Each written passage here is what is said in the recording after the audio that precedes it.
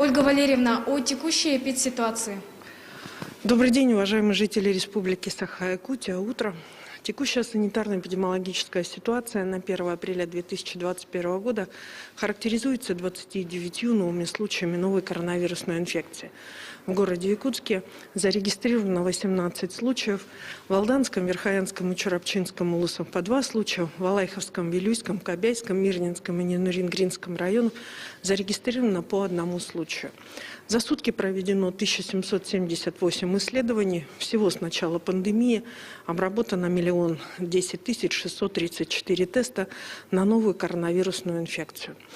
По состоянию на 1 апреля 2021 года в республику поступило 67 612 доз вакцины против коронавирусной инфекции.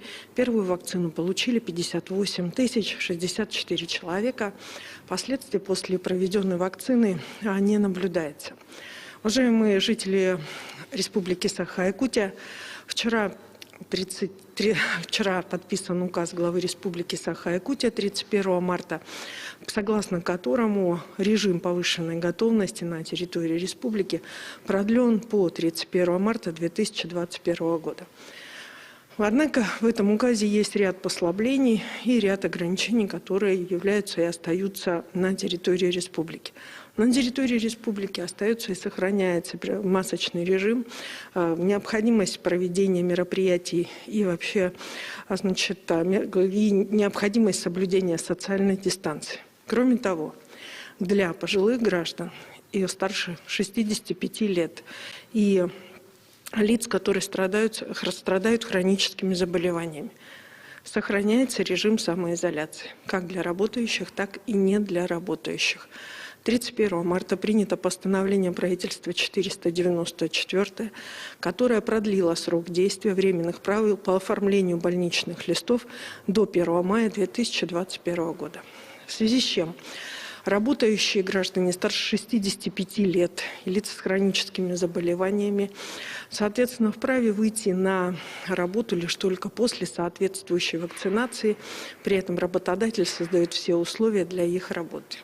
Кроме того, необходимо обратить внимание на ряд послаблений, которые сегодня непосредственно в республике нами приняты. Это прежде всего указом главы Республики Саха-Якутия определена заполняемость залов при проведении мероприятий до 75%. Необходимо обратить внимание, такой подход, он должен строго соблюдаться с соблюдением социальной дистанции. В связи с чем те залы, которые не позволяют это делать, то сохраняется необходимость в их заполнения только на 50%. Соблюдение дистанции остается базовой позицией, так же, как и раздельный вход и выход из помещений при проведении мероприятий. Кроме того, необходимо обратить внимание, что внесены послабления по расстоянию между столами в общепите. К таким послаблениям относятся увеличение расстояния между столами до 2 метров. Здоровья всем! Спасибо.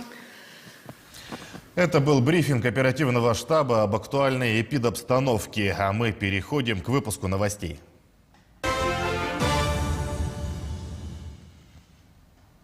Вы смотрите новости, в студии Сергей Михедов. Здравствуйте, и вот главные темы выпуска.